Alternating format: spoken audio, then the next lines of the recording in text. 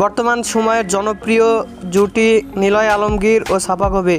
দিন দিন বাংলা নাটকের জনপ্রিয়তা বেড়েই চলেছে। সেই ধারাবাহিকতায় আবারও নতুন নাটক নিয়ে হাজির হয়েছেন জনপ্রিয় এই জুটি। নাটকটির নাম জান আমার। এই নাটকটিতে অভিনয় করেছেন বর্তমান সময়ের আলোচিত অভিনেতা নিলয় আলমগীর ও আলোচিত অভিনেত্রী ছাপা কবির। এই নাটকটি রচনা পরিচালনা করেছেন মাহমুদ মিফতি আনান। এই নাটকটি খুব শীঘ্রই নাফ এন্টারটেইনমেন্টের ইউটিউব চ্যানেলে প্রকাশিত হবে। আপনারা দেখতে চাইলে অবশ্যই নাফ এন্টারটেইনমেন্টের ইউটিউব চ্যানেলে চোখ রাখুন এবং নিয়মিত নতুন নতুন নাটকের আপডেট পেতে হলে অবশ্যই চ্যানেলটিকে সাবস্ক্রাইব করে রাখুন। পরবর্তী ভিডিওর জন্য অপেক্ষা করুন।